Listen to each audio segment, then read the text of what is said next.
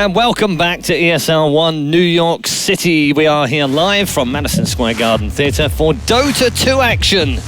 And it has been a full-blooded bit of action in our first game. I would say it was a surprise, but it wasn't, frankly.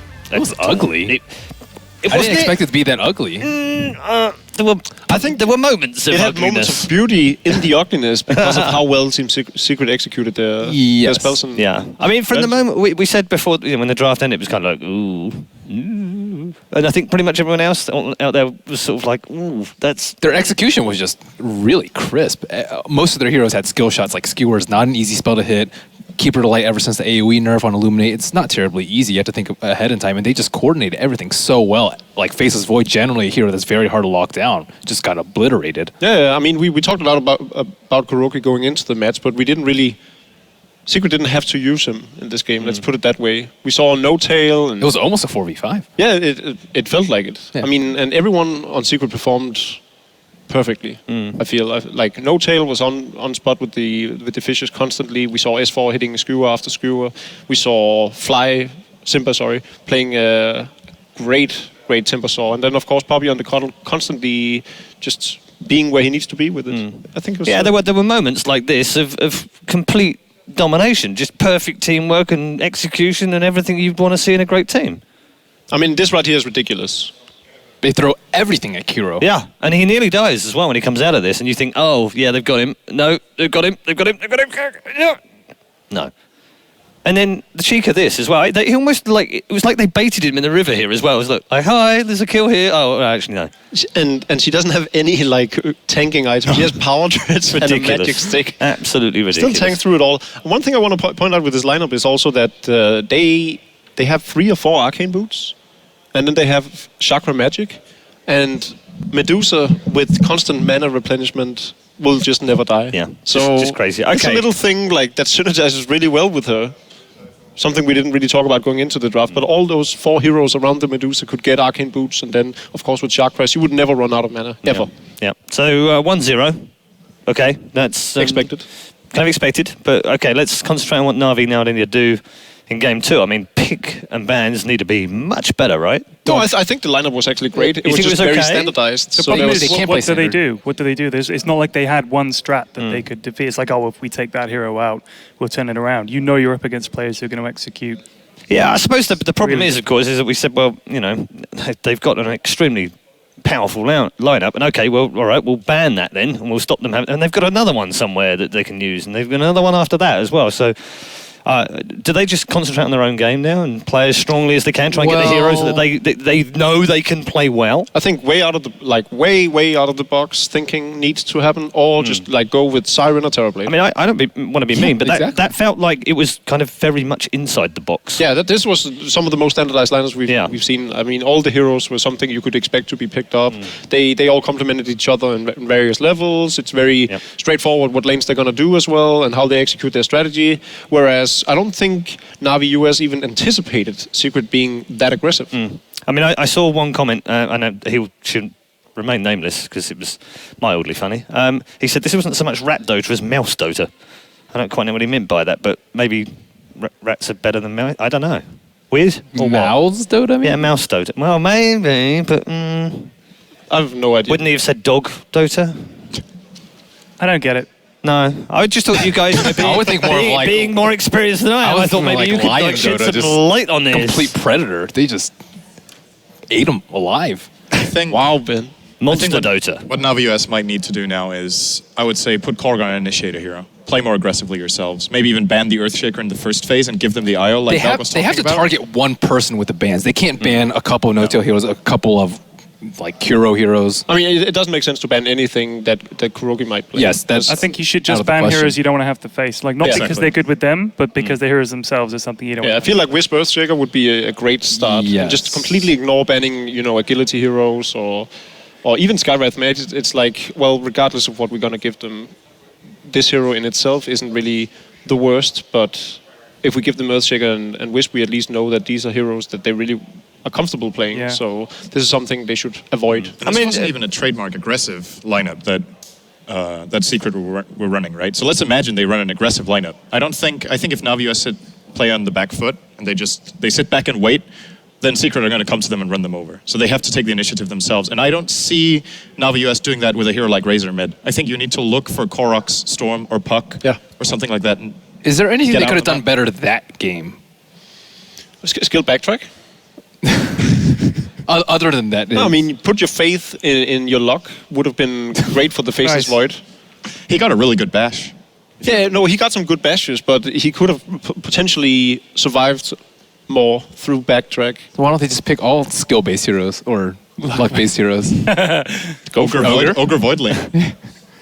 Ogre, Void, Troll. No, but I think the key here is Terrorblade or Siren.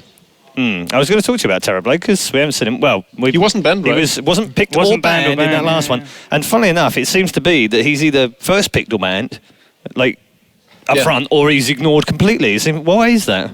Is that just team? I mean, Cloud9 have I mean, it's been playing just like Razor. Razor was last pick in game 3, and he's a very often first ban. I think It's Terrorblade is just near impossible to deal with once he gets like at this certain point. He's very easy to deal with in the early stages of the game, but even I mean, you then, can say that about like Naga too. Yeah. Medusa crushes Spectre, Terrorblade too. though, right? yeah, but Terrorblade needs a lot less to be efficient compared to the Siren. It's not like Siren's going to push down your tower just by having one Wraith Band. Whereas Terrorblade is at level 5 is just going to go up and be like, oh yeah, I have a Wraith Band, let me take your tower. So, I mean, there's a vast difference in when they get online. Hi, Tower. I'd like to cut you down. Brilliant. Okay, we are into the draft for Game 2 of Team Secret versus Navi US. Plenty of support from them, from the crowd in the first game. They're going to need it in this second one as well. I'm sure the crowd are going to get right behind them. And bans are very similar What is an interesting to sense of Game that? 1. Yeah. They should ban Earthshaker. It sets I'd up say so Shaker. much. It sets up so much. Not just interrupting stuff, but you can pen people in. It sets up other spells. No-Tail's just too good with it. Yeah, and he's Yeah, awesome with it. mostly. I mean, Yeah, I mean that's we said about the Wisp pick in the first game. That's gone again. So 5 seconds. And he's the played those two respect is specific high. heroes so much. I don't Yeah. actually know what he's going to play if they don't have it. Just force No-Tail to play Sand King. Time. five bans Force on him into No-Tail. Alchemist support. Some good memories. But Navi US also needs to ban a Panda for S4. I guess S4 can really play anything too. Yeah, I think Yeah, that's I the think problem. you, like Pyrian said earlier on, I think you just probably ignore him, don't you? I mean, he's going to pick what he wants and he's going to play well on whatever he wants. I mean, It's true. you've It's only unfortunate. You've only got the 5 bans. You can't Well, ban Navi US everything. Why do you even bother banning? Yeah, so you know what? Skip it. Let's just move on. It's much faster. just leave it random ban. Just say we're random in it. Random ban? They just go super cheese and just put Hey, like you know what? Terrorblade mid Screw or it, Siren let's just mid and then random Terrorblade pick. safe lane and just be like, That's not a bad strat. You should be it's their not captain. like a Natus Prophet on the off lane and you just... Wow, that's really good. I've played against this in the pub and it wasn't the worst. Oh yeah, Death Prophet good stuff. Yeah, that was a round 2. No, round. It was a first round ban last time, I believe. Yeah, I think they banned the same. Instead of Enigma, it was Yeah, it was Death Brewmaster. Prophet. And instead of Sensor, it was Death Prophet. Yeah. So, well, you have to imagine that they want to get the brew themselves then, if they do this trade. Or they just... They're forcing it onto the other team, maybe. That's Yeah. a good Korok hero, by the way, Yeah. the Brewmaster. I like that That's a a lot. solid Brew brew Razor, racer, Plays it really definitely. Fogt was punching the air there. Yes, we got Brew! Brew Razor, yeah! Did he really? Yeah, he did. He went like that. He just punched the air. Okay.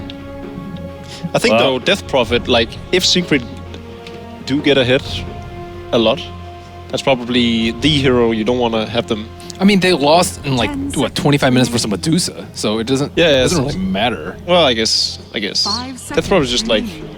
it's gonna take your towers down. Yes. Here comes the Shaker. Reserve time. Has to be. Shaker's really good with Death Prophet Yeah, as well. there it is. There's so good synergy between those two. Dire team Surprise. back. Yeah. Yeah, that's trouble. I'm not sure why they banned the Enigma. That was available the entirety of the last draft, and they didn't go for it on the side of Secret. Now they ban it out in the first phase instead of the Shaker that That they know is gonna. they know ruined Yeah. their first. They can go for a Clockwork though. Clockwork is good versus Death Prophet and very good versus Shaker too. Yeah, So, yeah. so against Death Prophet. When he has Blade Mail, he's good.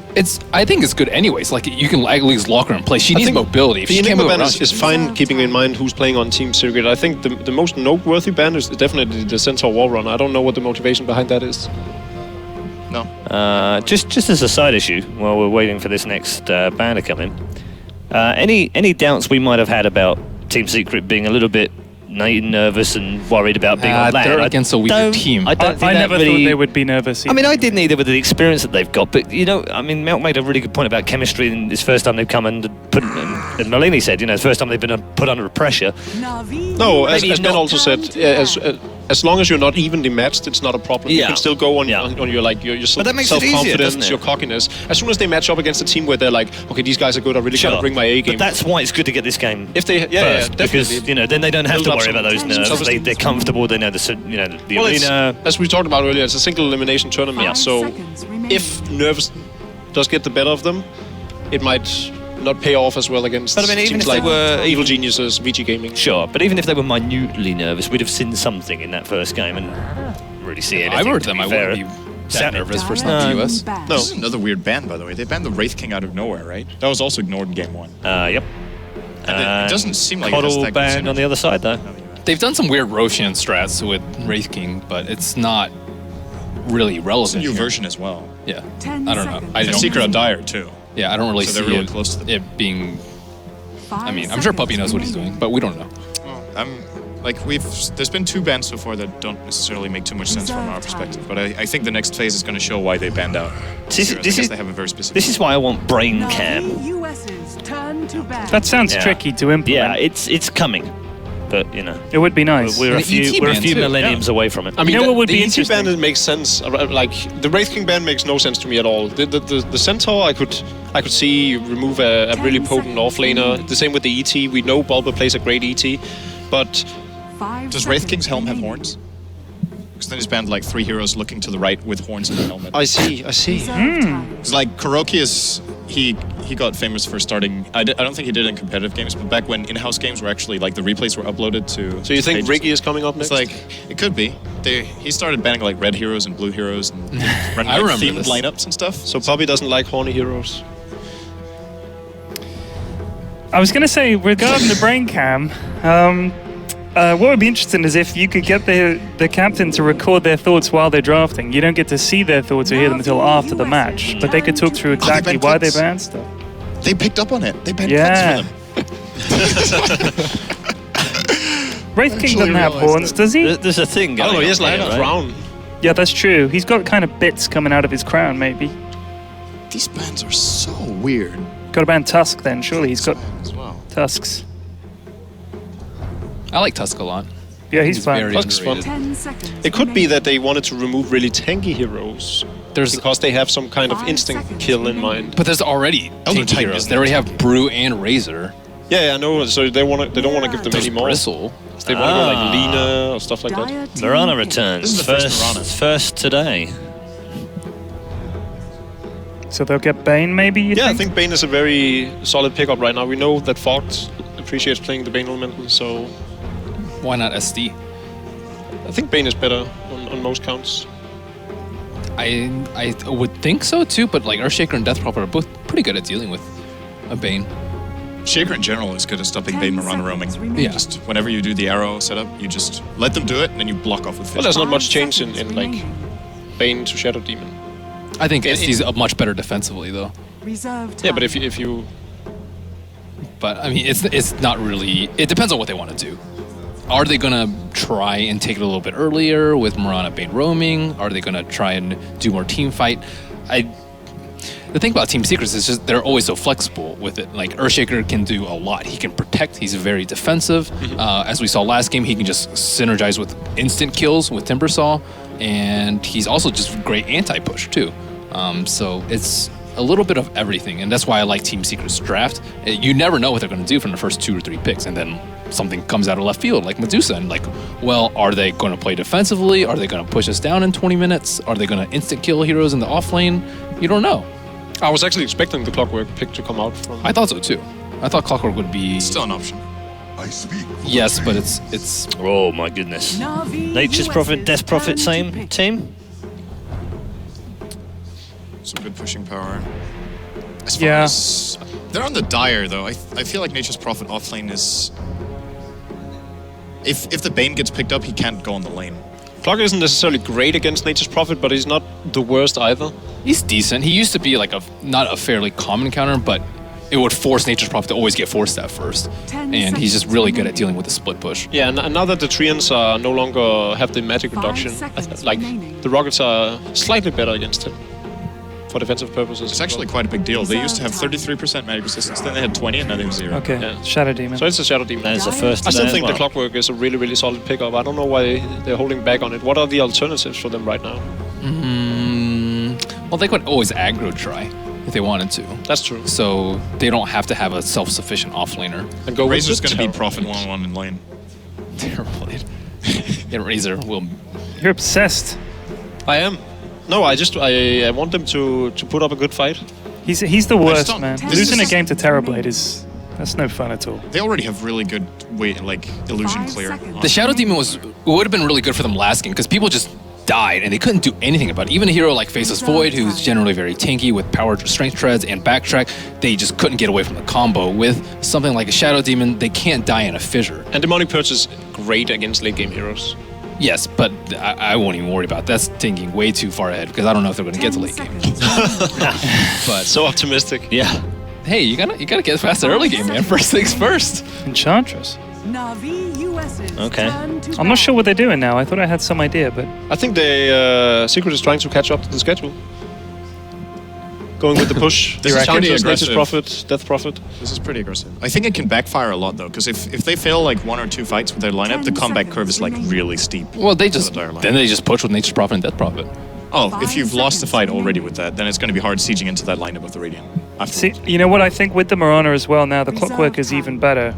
Like if they go with the Clockwork offlane, you've got that ganking potential, roaming Mirana, Shadow Demon, Yeah. set it all up. I Cards think are beautiful. that would be a really nice combo. And someone like Nature's Prophet, Enchantress, they could nuke them down. But And he's great for defending even without being there. Then it's done with late game though. I think the most important point is that Bulba is amazing with the hero. Yeah, obviously, but that's But I mean, you have to pick heroes that your team's good with. yeah. What you But- usually do in tournaments when you bring in stand-ins is that you play to your stand-in strengths instead of you trying to get them to play your game, because Yeah. it's easier for you to adapt your team to a new That's not necessarily true. I remember when EG used EE, they just picked a Mirana every game. He like never played the hero. But that was there's a Spectre band for you, and Darkseer. They did the opposite. They just wanted to use Moonlight Shadow. Does he also have horns in his looking right? It's kind of right. He's got Well, a shell on the back. he's looking right, and he's got stuff on his back. That would have been a Clink span if they hadn't sniped that, the Radiant. I really don't see a better alternative to Clock here. I think Clock's really good too. they could do Tide too. 10 Tide's like seconds decent. remaining. They did run it last game. Question is if they really want to do that aggressive 5 tri lane and then pick up seconds another semi-late game hero, because they are a bit weak in the late game The department. late game is not your concern. Boom. There you we want go. them to aggressive trialing the Clock? Dire No. That was a good call. I actually think this is a really potent lane. Shadow Demon Clockwork together with It's definitely Mirana. potent, but it's They're not not same worthwhile, especially not when they have an Enchantress and a Nature's Prophet that can revert into the jungle as well. I think they will lose that farm war if they commit everything into an aggressive tri lane. I think they need to roam. So we saw this Clockwork pick coming a few picks ago. Do you think Puppy just didn't care about it? I would find it very hard pressed to believe that he didn't see it coming. Yeah, I think he's just like He just I don't care. to the point of overconfidence in their ability. Probably true. He's very, very 5 seconds remaining. Cocky. well Trolling. for good reason, right? Yeah, So for good reason. I mean, it's not a bad thing. He's very mindful about the fact that they are on another level. And Faceless Void will be our 5th lock-in for I'm the not dire really side that team sold on secrets. this secret draft compared to game 1. Very strange It's indeed. I don't know. I feel it's very standard. Okay. We will get the views of the analysts at the end of our second game. It's time to go back to our commentators for game 2 of Team Secret versus Na'Vi US. That's right, we're back. I'm Capitalist, joined by Bucking Mad, known as Sebastian. Here now, Sebastian, we saw that this matchup, this draft here from Team Secret, a little bit of push now with that last pick, Faceless Void, gives them some late game possibilities. But Na'Vi US, all this big mid game team fight. I feel like Na'Vi US have a much better shot this time around than they did in game 1. Definitely, they can put on some really good aggression on Team Secret. Although the Puppy Enchantress, man, you don't want to be dealing with that in early game. I'm looking forward to see how he plays that hero. He's one of the best Enchantress player in the world, that's for sure, hands down. So sure, you have a really good roaming combo with Potom, SD Potom. You can kill anywhere on the map, especially on the mid lane. The Death Prophet, they can shut down S4 big time. But yet again, you have Big Daddy with the Fisher, and he's always where he needs to be, and you have the Poppy Enchantress that can just control lanes by sending creeps or do whatever. It's gonna be a tough one. I mean, they can really put pressure on Team Secret, but I don't think it's gonna be that. They're not gonna get that much momentum, in my opinion, if Poppy and Big Daddy play that right. Navi US, they're running a 5-man here into the enemy jungle and are going to be starting off with an early ward, which hopefully was not spotted out there from S4. Of course, we also have an early ward being placed by Team Secret as well, and they're going to be seeing the rotation now. What did you think about the idea of the aggro try from Navi US? Do you agree with the fact that it looks like we're going to be seeing just a dual roaming combo and not forcing constant pressure in the top lane? That's a dual roam, 100%. They have 3 really strong solos: Clockwork, Razor, Panda. Those 3 heroes can actually match up fairly evenly versus any hero. So you can let the Panda versus the Void, you can let the Clockwork versus the Void, you can let the Razor versus the Void. Same goes for the Death Prophet and the Nature's Prophet. So it's just gonna come down to Fogged and the way too sexy decision making in the early game. It's a battle of support. This is a 2 versus 2. We're gonna have the 3 cores farming and trying to get the best out of their lanes. And it's basically No Tail and Poppy, Big Daddy and Poppy, sorry, versus Fogged and way too sexy for the first 10 minutes. All right, well, we're already going to see a bit of early action here. That may have been a mistake, though. That could cost them. Hopefully, snaking. They may not notice that the smoke. Yeah, S4, I'm sure he spotted that one out. There's the ping, and he goes, hey, that guy was smoked. That means our 2 supports are going to be wrapping around very early on, looking for some early kills. And look at his positioning. He's just like, whatever, I can just afford to lead this first wave. If I need to, I'll just throw out a couple of crit swarms to just make sure I don't get caught out by the first blood attempt. Now, this early counter ward from the side of Team Secret did catch out the ward that Navi US placed, which means there's a lot more openings for the side of Team Secret and being able to rotate the Enchantress around and catch some heroes by surprise. Yep, so Poppy's going farming mode. He's double stacking the jungle. He's not going to be looking to... He's not roaming. He's actually double stacking. He got 1 stack off in golems, which is quite unfortunate when you have a Awaken to farm it, but anyway, and Big Daddy is going to be positioned on the mid lane. They need to know where the supports are, and now they are under a ward, so they know what's going on. Team Secret is fine. Yeah, and even an early rotation there from Big Daddy did put our Razor a bit low. And of course, with this build, when he goes for the Wraithband first, it does leave him exposed to early harassment. Now, he's not expecting it solely because the dual roaming should be able to free up a lot of room, but he's already eaten through one of his shared tangos and is only left with 1 right now. May need to be able to fly himself some extra regen in. And you can see that Big Daddy is just staying on the mid lane. Basically, he will just follow the SD bottom everywhere. Everywhere they go, he's just going to be there and throw the Fisher to counter initiate and make sure they don't get kills. And Poppy's going to go farm mode, which is completely fine. And what about our off lane here for the side of Team Secret? It's a Nature's Prophet going up against Korok. The melee Panda should be a pretty easy lane for him. Disruption goes down. Fog trying to go for the block. Nicely played, but isn't quite enough to actually block off Simba, and he will be able to just walk himself away. Still, though, that's going to be a pretty successful off lane, I would say, all around for Team Secret. He may get picked off by one of those rotations, but I think you're completely right, Sebastian. The rotations around, it's all about whether or not Navi US can find the openings, and right now, it doesn't look like they're going to find anything. Big Daddy has completely countered them, and as you said, Poppy will then utilize the jungle to get a big golden experience advantage going into the 15-minute mark. They have one thing that's going pretty well. It's their cores that are actually winning their lanes, which is understandable. It should happen. I mean, Clockwork is great versus any melee hero, so Boba's getting the most out of his lane, which is a good news for Navi US. So is Razor. And so, I mean, Razor, the matchup is even, but Snaking has, decent denies, etc. It's going okay for him. And same goes for the Panda bottom. So far, so good for Navi US. It's just the 2 supports getting really nothing so far. They need to create space or at least find some levels. Now, what do you think about the fact that they're currently splitting themselves up, no longer going for the dual roaming? You think this is the best choice? I think it's a really good choice. I mean, they understand that they cannot get ganks off because obviously Team Secret has the better warding because they unwarded 1 ward from Navi US. So they have rune control, so they see the bottom SD roaming around. So, getting kills is not going to happen. So SD goes bottom, try to give even more advantage to the Panda, and Mirana goes top and mid to try to pressure both lanes. So both Void and Death Prophet cannot go over aggressive, else they just eat an arrow and feed a kill. that they don't want to do. So really good decision making from Navi US. And there's even the possibility of we could still see a kill in the bottom lane with the disruption setting up Korok to close the gap and be able to hit that Panda clap, followed up by one of those guaranteed crits. I mean, that's a lot of burst damage by itself. It's a possibility that they might just be able to burst the Furion before he either runs himself away or teleports out. But that's, as far as I see it, the only opportunity for Navi US now that they split themselves up. But on the side of Team Secret, there's always the possibility that an Enchantress gank can come in, but also you could see this, they're willing to play this very aggressive up against Snake King. Big Daddy was looking for a Fissure block so they could start utilizing that double damage on the Death Prophet. Even if they don't get a kill, just putting pressure on the Razor from a long distance away. It seems like this is exactly what Team Secret did in game number 1 as well. I really like the Shaker roaming versus Razor because you get a mid laner that can harass the Razor with the waves from DP or the Magnus, even the Co-op with the poison, and you have that Shaker Fissure pressure. So a Razor can never play his lane fully, can never go over aggressive, which is why he stomps people, because he just goes uphill, link his enemy until behind the tower even sometimes, and he cannot do that. That's why the matchups are even on the mid lane. You can see that S4 is farming evenly with the Razor, and not that it shouldn't happen, but it's just that Razor doesn't crush people like he usually does. Look at the pressure on Snaking. He knows he can't play his lane.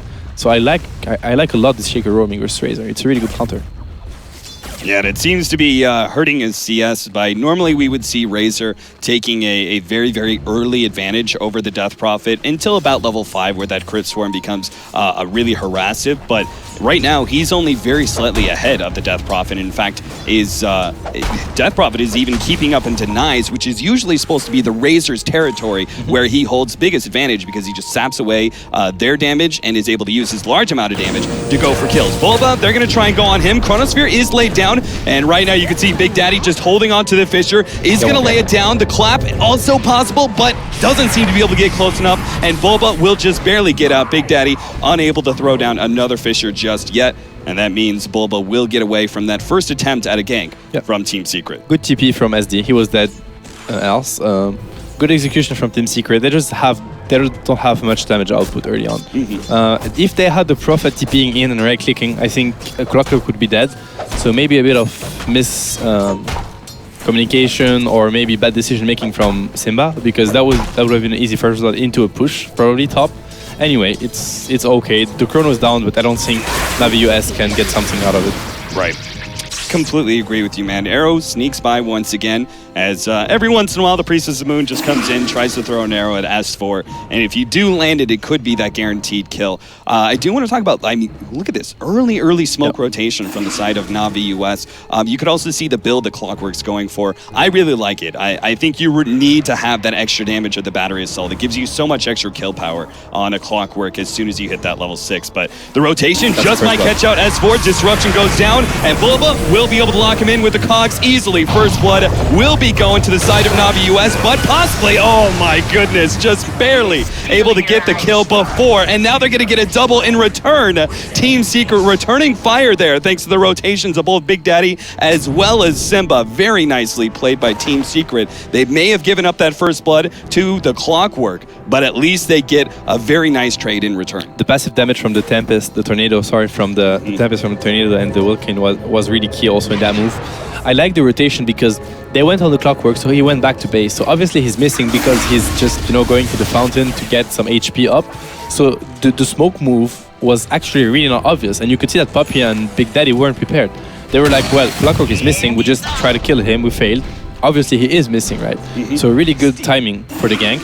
It's still worth it. They got 2 kills, that's obviously really bad, but it's still worth it to get the first blood on Bulba and on the Death Prophet. Yeah, especially since Blade Mail is so important for a Clockwork going up against a Death Prophet. Jump in, Arrow is going to come in, lands on S4, and Fog will take that opportunity to grab the Bounty Rune. Plays a little bit too aggressive though. It's going to be body blocked up by Big Daddy. And easily, one last right click. No, they're not going to go for it now. Snake King is going in for Big Daddy. Can he get it right click? Will be able to take him out, and Navi US will be able to not only save their ally, just barely. I mean, Fog just needed one last right click from either one of those ranged heroes, but instead Team Secret decide against it, play a little bit more safe, and the return is they only lose the Earthshaker there. Still, though, great wraparound there from Navi US, willing to group up very early to ensure that they get these successful kills. Yeah, over-aggressive play from from Big Daddy, although the body block was actually wonderful. I like the decision from Kuroki not to go for the Midas. He's going to go for an early Mask of Madness, I would guess, which is good. They need damage. They really lack severely damage output. And look at S4's build on the mid lane. He's maxed in Witchcraft, which is a really good decision. He knows they want to gank him all the time. So he's maxing the movement speed. You can see that he has already 400 movement speed, and that's without phase boots. With the phase boots, he's going to be nearly ungankable. So great decision making from him. He doesn't need the ultimate. They're not going to be forcing the issue early on. So I really like the decision making from the player. Also, the key factor now is the Blink Dagger on Korok. Whenever that's up, we're going to be looking at Navi US forcing issues, forcing towers, forcing fights. So look out for the Blink Dagger on the blue.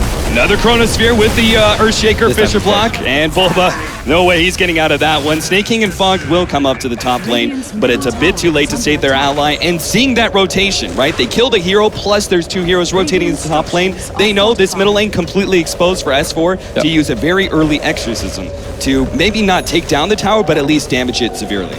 I really like this decision from S4 to instantly, maybe he even saved a point in abilities to pick the ultimate and push it. Great decision. Again, in Dota, when you TP for nothing, it hurts you a lot. Like the TP from Snaking top was late and not necessary. The arrow is going to be able to land S4, and they denied the haste rune at the very least, but nothing else is going to come out of this because Bulba, uncharacteristically, he missed a hook shot, and that just doesn't happen with Bulba, man. He's one of the best clockworks out there. Yeah, probably miscommunication on disruption timing or anyway, it would have been a hard fight to take in my opinion. And you can see the stacks for S4. I mean, Puppy gets so much out of the jungle. He goes, I mean, we saw FNG playing Enchantress today, and it was the non-greedy Enchantress. Puppy is the other Enchantress. He applies pressure, but he never forgets to get farm. He has 40 CS, so he's been farming a lot, and look, he's been giving so much farm to S4 as well. So I really like this from him. He's getting level 6, he has an urn to his name. So that's a good Enchantress game. Oh, bottom looks like they were able to pick up the Nature's Prophet there. Yeah, the Blink Dagger from the Panda doing work. I mean, probably surprising for Simba. That's why he gave a kill. Yeah, oftentimes you see that out of the one position Brewmaster. Try and sneak in. Once you have the Blink Dagger available, wait until you have an opportunity to get a kill with it and surprise that offlaner. And it looks like it was successful in combination with the way too sexy arrow. Now, the problem is these Treants are still going to be quite the nuisance when it comes to pushing down this tower. They can get some good right clicks in, but the Treants will still be able to pull some of that creep wave away. And the result is this tower may not fall if Team Secret want to make a rotation, but it looks like they're taking advantage of all the stacks that Puppy has been doing, as you were talking about before. S4 clears through some of those, and now maybe a smoke rotation. They will defend the tower bottom, most likely, or trade with mid. Maybe let S4 try to trade and get them the mid tower in the meantime, but most likely they will defend the tower bottom. The Chrono's off cooldown, Kuroki has the TP, has the Mask of Madness.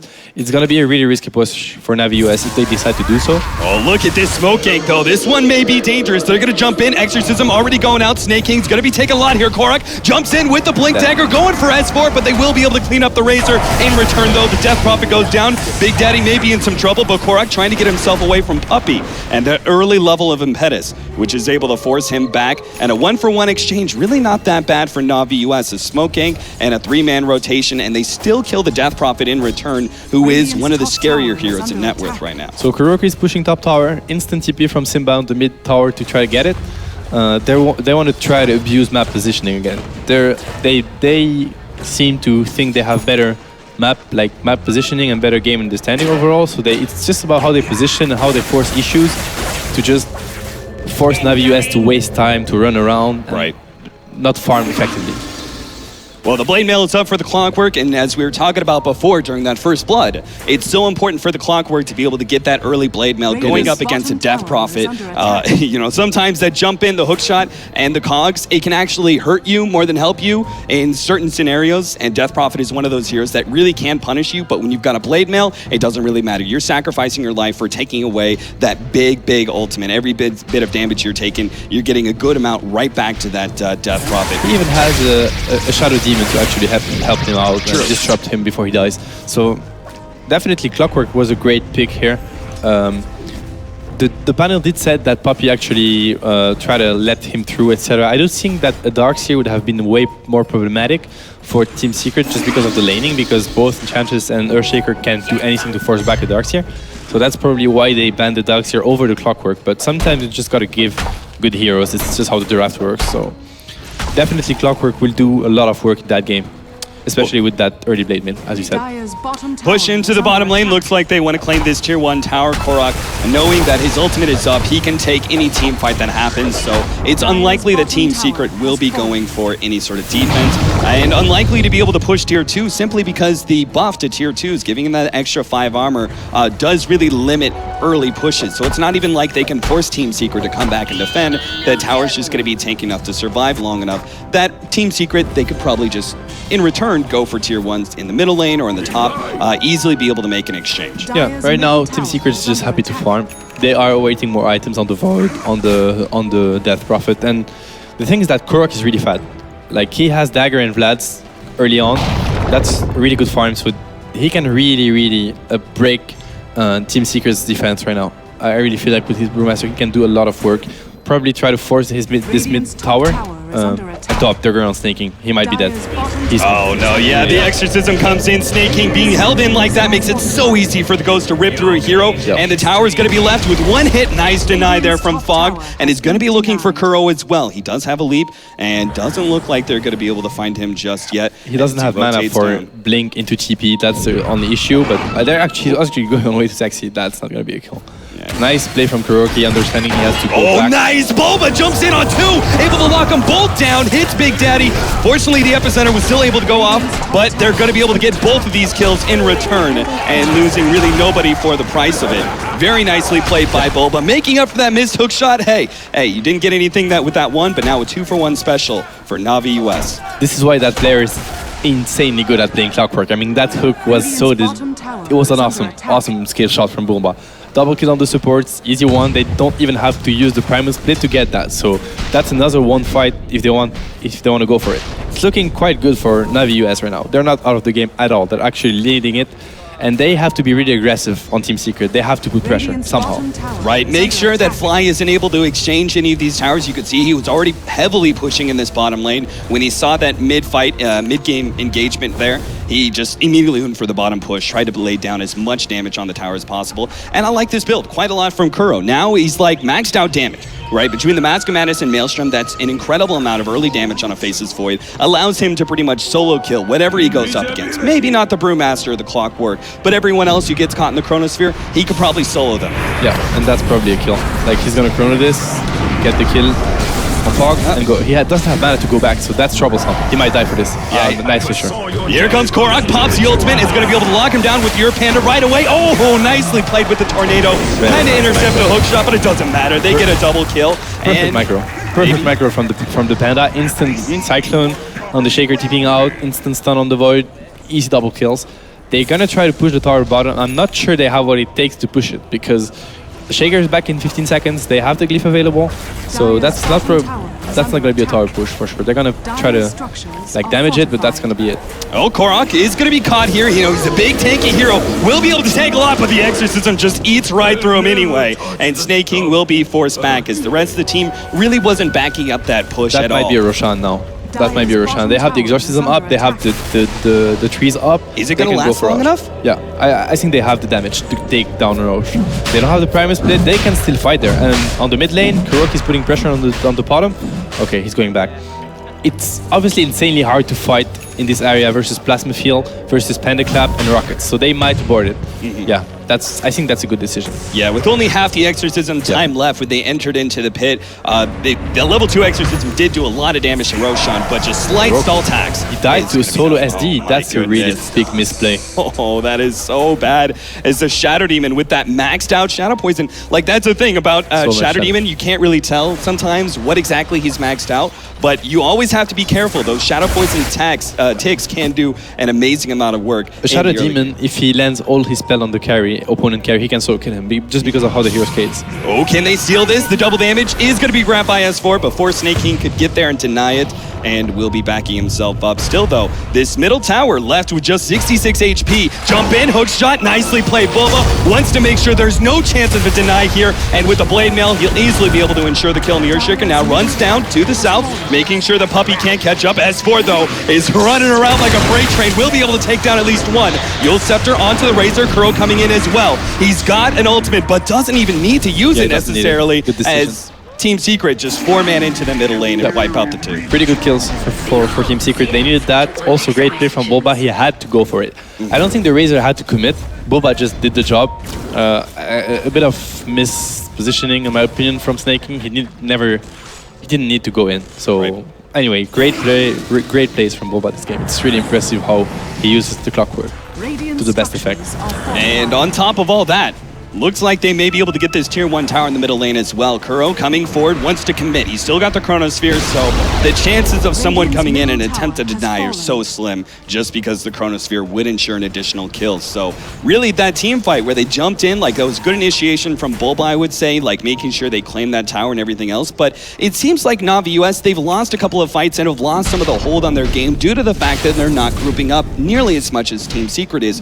Do you think that they're actually getting anything good out of this by splitting themselves up and, you know, farming some of the side lanes and not grouping up as much? Sure, they may be losing team fights, but is it worth it for some of the farm they're getting in exchange? I think they are okay. To be honest, their support are doing quite well. I mean, the SD after the solo kill on the Void is looking good. The bottom is looking very good. She has bar trades, she has Aquila, and almost 1k5, like 1500 gold. I mean, it's gonna turn to be a bottom with decent stuff. I don't want to say a position 1 bottom, but she's looking quite okay. I mean, we could be see a bottom with Aquila, Treads, and Yasha 20 minutes into the game, which is completely fair, you know? So I think Navi US transitioned really well into the late early game, or mid game if you can call it that way. It's looking okay for them, to be honest. I like the way they're playing, and their decision making has been quite good so far. They don't have to 5-man. And on the side of Team Secret, I feel like the Prophet from Simba hasn't put much pressure on the lanes. He's been farming very cautiously in the jungle and didn't really bring much to the game yet.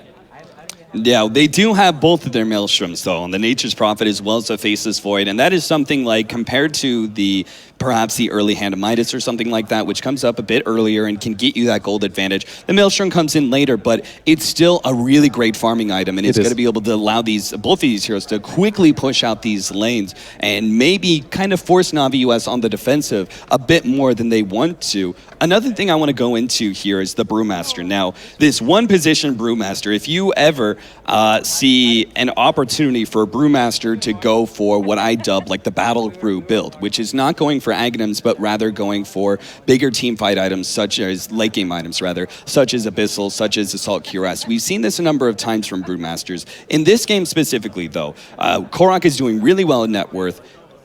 It's a pretty good opportunity for you to go for the Battle Brew, but he's going for that point booster, which should be signaling he's going for the Aghanims game. Do you think this is good for him? Do you think this is the best choice for him, giving him the best opportunity to win the mid game? I think so. It brings so much control in the fights, and it's also a way to actually burst down that Death Prophet. Right. I really like the Aghanims on Brew. It's so much damage, so whenever he's going to jump on the Death Prophet, S4 has to Yule himself out, else it's just going to die, and they lose the Exorcism, and then they probably lose the following fight. So Aghanims plus Vlad on Brew, if you can get that before the 25th 30-minute mark, is actually a huge damage output. So I really like the decision. He probably needs a BKB after that, definitely, against the Silas from the DP and the Chrono and all the control, the AoE control Team Secret has. But definitely a good decision. He could even go for BKB right now after the point booster. Well, we're going to see both teams backing up, farming, not really spending too much time trying to force anything, excluding, once again, the duo of Fogged and Bulba are going to be at it. Snaking is farming up the top lane right now and is going to be looking to build an Aghanims. They're halfway there, but the Moonlight Shadow might just send something up here. Fogged is looking for his opening. Secret. They saw Puppy. They might want to go for him. And Puppy's going for Aghanims or BKB. He bought another club that he doesn't... It's on the chick for the moment. And I want to say, I really like a fourth position bottom when you play with the Clockwork, because Clockwork is a hero that doesn't farm much. He just gets money from the fights. So getting a greedy fourth position here, like a bottom, that can turn into a late gamer is a really good idea. Right, really take advantage of the fact that you know the clockwork is going to drop off eventually. Exactly. So you have 3 lanes to farm. And they know that Roche, they know what's going on. So they have to decide if they want to fight there. It's going to be the key fight of the game. This is going to be really interesting. Everything's on the line right here for Navi US. They're 1 game down, and if they lose this team fight, it could be game 2 as well. Secret getting through Roshan, very low right now, sitting about 1,500 HP. Snaking's gonna start making his way in. S4 completely isolated here. And now Navi US needs some time, as it looks like the Snake King has gone down. So now, Navi US, they're left with this very critical position where they could be able to pick off S4. He's isolated from the rest of the team, but we've talked about this, how Team Secret have this long-range initiation thanks to the Earthshaker. It did them so much work in game number 1, and it looks like it may be a determining factor here in this fight for game 2. The positioning from Snaking is really bad right now. Boba must be whining. I mean, I don't know about whining, but like the Clockwork needs a free pass to hook, because if he can hook, then they get the Roshan and they kill the Prophet. Right. But right now he can't. He's not going to get the stun off. Snaking has to go right or left, wherever he wants to go, and he has a Razor with 400 movement speed, so he can't do that before Roshan goes down. So they killed the Ogre Magi that we just saw, that we just see here on the screen. Right. So now the pass is free. They just need Snaking to move a little on the side, so Bullback can hook, kill S4. Nothing's going to save him, because Kuroki is actually way... Like, he's way too far to chrono or do anything. So that Roshan can be contested. They can get the Roshan and take the following fight. This can be really good for Navi US. It's all about whether or not they get that Aegis, because the rest of the Team Secret team, they only need, a second or 2 to be able to get there and be in position to interrupt some of this. The Fisher is on cooldown. That's a really big deal. True. They cannot stop that Clockwork, neither they can stop the Razor. And Kurok's positioning is perfect. He can jump on the 3 heroes that goes down the hill. So it's going to be a really, really tough fight for Team Secret. I think they're going to get crushed in that fight. Navi US have all the cards they need that they can play to actually crush that fight and get the Roshan. They must feel very, very confident going into that Rush Pit fight. Yeah, the Yule Scepter is up for S4 though. And yeah. That's another opportunity. He can throw Snake King up in the air if Roshan dies and Bulba is unable to get that hook shot in time. He may be able to grab the Aegis, in which case, even if you do pop S4, it's going to cost you a lot of resources to do so, and he's going to come right back. And we're so early on to the game, the crit storm is still a lot there. But yeah, you're right. I see that. You're clicking on that. S4 stun right now. S4 stun. He just got bashed. Yeah, and the interaction between the Yule Scepter and the Clockwork hook on allies is actually working. So if he Yule Scepter Snaking, that means Snaking cannot move, and then Bulba cannot get the hook out. Right. The hook off, sorry. So basically, right now, it's all about he has to try to Yule Scepter the Razor if he can. But I'm not sure about the stun. We can't see the stun duration. So if it's if he just got stunned, or if I think he just got stunned. I mean, Korok has just run out. They are in big trouble. The fight goes out, and Aegis is going to be grabbed by S4 just barely in time, and he gets off the self-Yule Scepter, able to kill Snake King, jump in there on the left side, going for Big Daddy, but that's still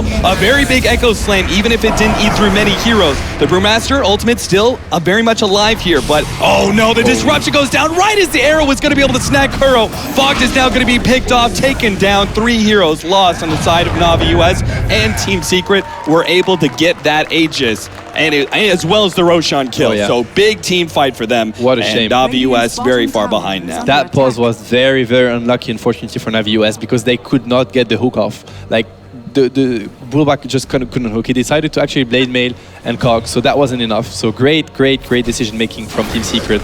They get out with Roshan, and with 3 kills to their name. Yeah, and look at that. They're already spreading across the map, making sure they utilize the map to the greatest advantage, pulling out even more economy out of this, and maybe be able to grab not only a kill in the middle lane, there it goes, Way Too Sexy is down, and probably that bottom tier 1 tower, nobody's making a change over to that one. Fog glimpses Big Daddy for a second there, but unable to get the disruption off in time, so free kill, free tower. The positioning from Snaking was so unfortunate, man. He must be really annoyed with his plays, in my opinion, because if he lets Bulba hook, then the game is completely different. So now, anyway, it happened. When you're a team and you're playing from behind, you have to forget what happened and focus on what's next. Right. And what's next right now is that DP has the Aegis of the Immortal. She's going for a Bloodstone, which is a really greedy item, but whatever. She has 2 lives, so it's completely okay. Prophet's farm is going to skyrocket. He has a Mjolnir now, and Void is getting bigger and bigger. He now has a BKB, so nothing can now stop him. Oh no! fogged. He was just coming into this bottom lane right Double as kill. Kuro makes the jump. And if he gets the bash already, the disruption is gone down the teleport in from the Furion, but they stop as the Moonlight Shadow. They know it will be able to protect the Shadow Demon. Yep. So instead, they keep themselves back. Kuro gets that one important pick off on the Clockwork, though, finishes up his BKB, which means he no longer has to worry about Blade Mail. And will also be able to have potentially Static Charge Fog. Well, he gets completely trapped here, and that will be an additional kill for Team Secret, who 23 minutes in right now, 10 to 15. They have taken a huge gold lead after that last team fight, about a 7,500 lead, and over 10,000 experience in their favor. Plus, they still have the Aegis, plus they're getting map control, and I would say, Sebastian, probably better late game as well. Oh yeah, definitely. It's looking really grim for Navi US right now. You know, when you lose such a fight that you could actually win, it's very frustrating, and you need to try your best to get the momentum back, you know, to focus again on the game and like try to adapt your game plan, right? Because you had a really clear one. They were putting pressure on Team Secret. They were, you know, attacking them, etc. And now they can't anymore. So the game plan has changed and they need to adapt. Bulba, maybe it's a good thing he couldn't find that opening on Furion because there was that big rotation from Team Secret, which very easily could have punished that one, but now both teams will back themselves up and more pushing in the bottom lane where Kuro continues to, bit by bit, may not be able to do it fast as Death Prophet or the Furion, but it's still chip damage that is permanent, and bit by bit he will be able to collapse these towers. You can see how Secret constantly outpushes the lane. They just outpush the lane to force their enemy to actually defend. They force their enemy to waste time defending towers. So they can position themselves and get pick-offs with a clutch Fisher, with a clutch Chronosphere. So they use, like, so far I think they are the team that use the map the best. Like, honestly, it's impressive how they constantly pressure the opponent with actually defensive heroes. They do that with Shakers and Voids and Korok. Medusas. There goes the Fisher plus the Silence. Korok's in some serious trouble, will be taken down. Echo Slam still available. Yeah, Great. they easily had enough stuns, didn't even Easy one. require it. Yeah. And on top of that, we also had at the same time Kuro, who was able to pick off the Razor. So there goes both the most farmed heroes on the side of Navi US being taken down. That's probably going to be a tower on each side of the lane. Kuro will push in this bottom lane while the rest of the team from Secret will push in this top tier too. So in a matter of 3 minutes or 4 minutes, they actually got 10k gold advantage and more than 15k XP advantage. This is how good their decisions were after that rush fight. This is how good they are at using the advantage they have and snowballing. Way too sexy, quick to teleport away. Furion trying to teleport in, but decides against it as he may want to join this top lane where the push continues. As for using his Exorcism, they didn't need it for the tier 2, so why not continue, as you say, force Navi US to come back and defend. They do a bit of damage here while the rest of the heroes are down, and as the Brewmaster comes back up, they'll probably back themselves away unless they feel confident enough with this Aegis. No, they can't. They don't have a Chrono, and the Primus Speed is back, and now they actually got a really good arrow on S4. This can be really troublesome. Yeah, that's because they will big. jump on S4. They need to force back. Okay. Oh no, the Ult Scepter is going to be able to delay. Korok being able to get off that ultimate just now going down. S4 is going to be held in by not only the stun, but Bulba as well, who comes in. Simba bounce back. Koro comes in, doesn't quite have the Chronosphere just yet. Good defensively. Disruption there from Bach, but he will still be taken down. A couple of buybacks there in Team Secret. Now on their retreat. Want to make sure that no other heroes get picked off, and Big Daddy is able to blink himself away just in time. And unfortunately, Navi US all out of option when it comes to chasing the rest of these heroes. They just have no long-range initiation left. Great Echo Slam from Big Daddy. It completely turned the fight.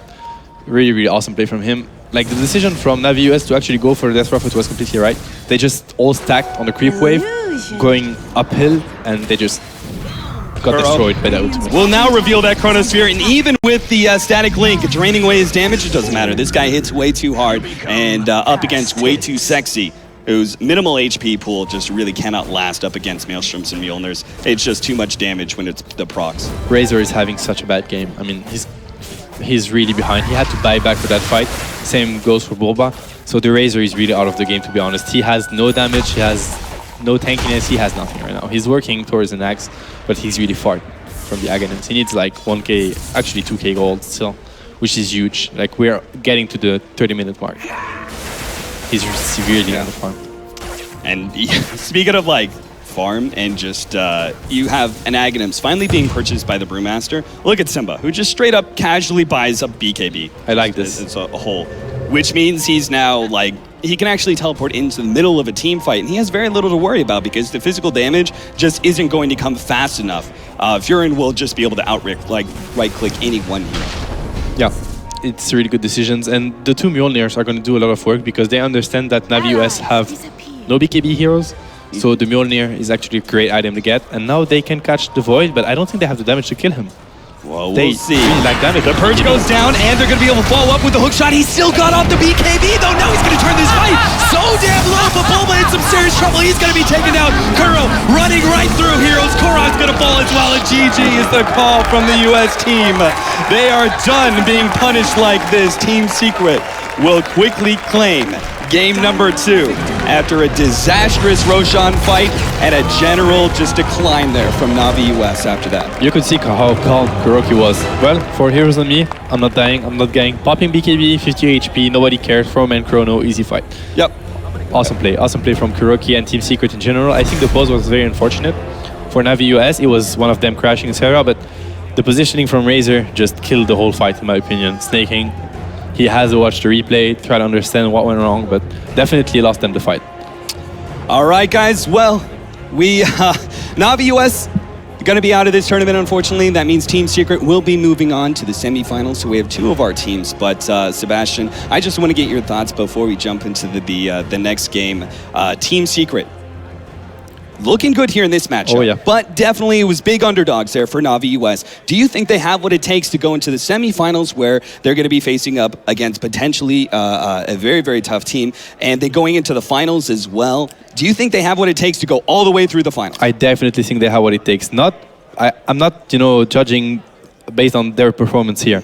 They are the kind of team and kind of players. I don't want to say that they are arrogant, but they just are the players that can actually step up their games when they need to. So when they're going to face players that are super strong and super prepared, they will be as well and be on par and just play their A game. They are players that can shine and that can more than handle the pressure. They get better when they are pressured.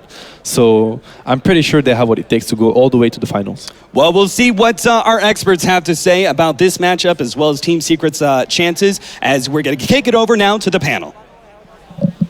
Thank you very much. Yes, welcome back to the T-Mobile Experts Desk, where the chaps got that one absolutely spot on. Not that it was particularly difficult, it has to be said. I think that was the easiest one to pick, except for Perry. I've explained myself, Yeah, and I'm not prepared to do it again. So Okay. yeah, I wanted to pick Secret, but I had to be contrary. So Right. yeah, It's a I was wrong. Like 92% to 8% was the online predictions. yeah. I mean, they just looked phenomenally good. Every time you thought something was going to go right for Navi US, Secret would just turn around and just, yeah, it didn't look like they could ever win that game. No, I mean, where do you start in terms of picking something out that positive for Navi? No, I think Navi US put up a much better fight this time around. Okay. I think they did really well up until that Roshan fight, and then, everything just hit the fan. Yeah. So Yes. too bad for them. It was a bit of an unlucky pause as well. I don't know if it would have changed much, but the fact that DP got the Aegis, killed off the Razor, ran out, and was still a part of the fight, and then of course they just picked up all the other heroes, and then Kuroki, an amazing Void, and you could just see how composed he is and how this is just another day at the office for him. After that amazing fight where the GG is called, he's just still sitting there playing his game, completely stone-facing the situation, no happiness at all. And then once the game is actually over, he's like, okay, good job.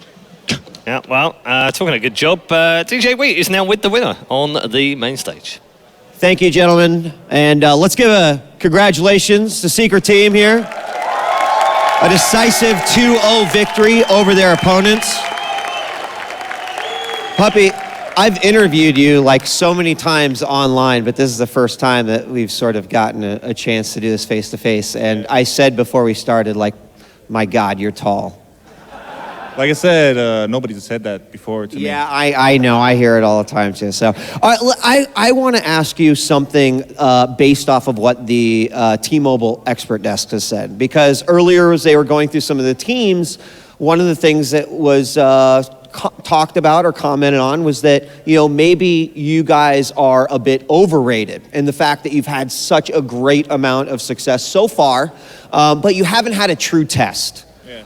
My first question is, do you do you think that's BS? And then my second question is do you think this upcoming game is your first true test? I guess so. I mean, they're not wrong in saying that we haven't played on LAN. They're right, we haven't. But I mean, keep on saying it. We're gonna get on these LANs. We might, lose to VG, might win them. It doesn't matter how it goes because we're gonna just take it as experience anyway, like any other team that plays on first time on LAN. So I don't really care about their bias. Well, and I want to ask about sure. They'll kill me later. I want to ask about the LAN experience because that's one of the things coming into this. It's like, this is the first time they've ever played on LAN, but combined, you guys actually have a ridiculous amount of LAN experience. So really, how much does that factor into everything for you guys? I will tell you the truth right now. Every team that is created first time, you're just gonna have to start over again. You're just gonna have to start over. Yeah, you knew what happened before a year ago with that team and everything, blah blah. But it's not gonna change anything. What you're gonna do in the first time again, what you're gonna do next year. It's pretty much a strategy for a lot of situations in life. You kind of have your comedians or something. If you do the same thing all over again each year, people get bored of you. Nobody wants to watch you anymore. So you have to start over again. Next set, next year, all the time, all over again. So that's pretty much start again. Well, you are now in the. You're great. Hey, it's because you're a good interview. That's why. So obviously tomorrow, day 2, you hit the semifinal point. VG is your opponent. What are your thoughts about that going into it? Is it just something you go back, talk to the team about, prepare for tomorrow? Is this what you expected to have happen here in this tournament? Not expected, but it's not like I thought Navi would win. I thought they were having a good chance of winning VG 50-50. I wasn't going to guess who's going to play against us and are we even going to win. But VG seemed very similar to us because they have also this lineup which was created with a lot of teams combinations. They have 3 different countries inside of their team. So they're quite similar to us and we're going to see what's going to happen tomorrow. All right, ladies and gentlemen, one more time, give it up for Secret Team. Thank you, Puppy. Let's send it back to the T-Mobile expert desk. Yes, thank you, Marcus. Puppy the philosopher there with some little notes on life. I don't think we're biased. See, I was trying to deflect by the fact that you probably bring this. Do you really? I mean, 2-0, 2-0, 2-0. I think we all expected Team Secret to deliver. That Pyrian Flax, man. Oh, my goodness. He went with Navi US. Whatever. Puppy kill him. Shout out to Navi US. Love you guys. Okay. We know what he's like. He's a humble guy. He's, I think it was a very humble interview. I like the fact that he was we're okay with not winning this tournament. We'll learn from it and then we'll come back stronger next time. Which is great for a player who has been there and done it forever. I mean, he knows what it's like to go into a new team. So, back to the game. I mean, what do you call this? I mean, you call this like a GG turnaround. Once you've lost like that, the GG comes out so quick because you think, well, if we can't even win when we think we've got it, that's it. It's a 4-hero jump on a void. Yeah. Snaking wasn't even in the fight. The chrono wasn't over and Snaking wasn't in the fight. He was like, GG. He was GG. Yeah, that's was done. over. Well, we're done. We're good. We're out of here. Where do you rank the 2 performances that we've seen from the 2 winning teams so far? I mean, VG and Secret is way better than VG. Yeah? In terms of performance today. Definitely more convincing. Yeah. Yes. More convincing. I would say it's just straight up better. Like the second game, they probably could have drafted differently, but it didn't really matter. I don't really feel like that game played into anything at all. But the first game was like, well, we could run this weird, unusual rather, and just completely destroy our opponents. So I think they have a lot more to offer than VG. VG struggled a little bit, and in a single limb, you can't hold out on anything. I think strategically, Team Secret has the most to offer in terms of variation. I was also going to ask you, do you feel that... I don't want to be down on Navi US too much, but they were the easier team over the 2. I mean, the full Navi team against VG is a probably a tougher opponent. Yeah, I think that's be a fair right? assessment. So do Team Secret look at this and go, well, if we can win this by using some slightly different picks than we maybe would have ordinarily used, that's not going to give VG too much information? Well, in all the other games that we've seen them play, they don't really give any information. You don't know what they're going to pick. And we knew that coming into it. We're not like, oh, they're just going to do it just because Navi US is weaker. It's just that's just how they play. If anything, it was actually the opposite, that they go with something that is seemingly very cookie cutter-ish, where you go like with the Faceless Void and the Death Prophet and the Nature's Prophet. Yeah. It's stuff that are very normal for most teams. So by doing so, they sort of put a scare into all the teams because they're like, yeah, we can play anything. Yeah. And maybe we play like this, but you don't actually know. I don't know if I would agree with Ben saying that they were that much more crisp than Vici Gaming, though. I think Vici played well, too. And I think it was easier for Secret to look good in this particular matchup than it was for... Because you saw how Navi played in Game 2 in the first series today, Navi versus Vici. They played a really good Game 2. So the fact that Vici won 2-1, I think is perfectly fine for them, because that was such a good performance. They were supposed to win that lane, and like... Team Secret did everything they were supposed to. They didn't drop anything they were expected. What Ben means is Vici showed weaknesses, whereas he put Secret was just steamrolling throughout. I mean, Kuroki didn't show any sign of weakness at all. I would agree with that. That one lane in that Game 2 from Vici was definitely... There's nothing that you can look at from that, Team Secret's replays like, okay, we can exploit this. Whereas Vici, you're like, okay, we let them get Panda and sometimes Super doesn't perform, or we let them get Tiny Wisp and we can try and exactly. There's no weak spot so far, whereas we've seen that Vici Gaming is very vulnerable when they... Or like put Black they on have Nature's Tiny Prophet Wisp. or something like that. I don't know. There's stuff that you can look at and try and focus on when you want to win the draft. Do you think that would have been the same story if Secret had been playing against Navi in this game? Do you think there wouldn't have been any weakness either? If, let's imagine, Vici was playing Navi US and Secret was playing Navi. Yeah, would that the other have way made around. I think so. Firstly, I think that they probably know Navi a lot better than they would know Navi US, just because they're former teammates and they probably just play against each other a lot more. So I think it would have been very similar. I think Navi could have taken a game off them. Of Secret? Yeah. Yeah, I would agree. I love all this conjecture and hypothetical reasoning, but it's time to move on, because we've done 2 of our quarterfinals. EG versus Alliance is coming up next. It's I think you could call this one a sisterly, brotherly, uncle, aunt, love kind of thing. Jesus. They're kind of connected a little bit somewhere in there. I don't think the players see it that way, though. I think the players could not care less about which team they're I think facing you're probably off against. right, yeah. But that is our next game. Before we get there, though, let's check in with DJ Wheat, who's on the main stage. Thank you, gentlemen. We're back. It's time for another giveaway. And this time we've got Red Bull giving away a Red Bull Haze Flask. Right there. You can see it right there. Now, the way we're going to do this is that we've selected 2 people from the crowd that have had signs. We're going to have them show you their signs, and then by your applause, we will award the Haste bottle to one of these lucky individuals. So let me introduce these fellas first. Your name? Wesley? Wesley, is this your first Dota 2 event? Yes, it is. Are you having fun? Of course. All right, I'll come back and get your sign in just a second, Wesley. Meepo, hello. Hi. Is your name Meepo? It is Ian. Oh, Ian. Where's the rest of you? I'm only level 2. Oh, he's only level 2. Fair enough, fair enough. Ian, why don't we start with you? Show us your sign. So smart. And are you showing the back too, or is this, okay, just, you don't want to see what's on the back, trust me. All right, Wesley, show us your, I said you don't want to see it. Wesley, show us your sign.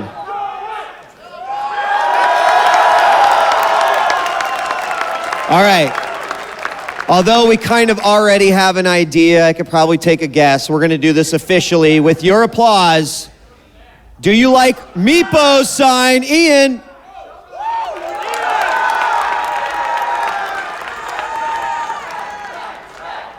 The crowd, so smart.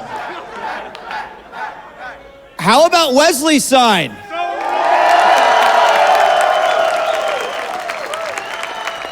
I do think it was close, but I guess I'm the official decibel meter here, and I'm going to have to say Wesley is your winner.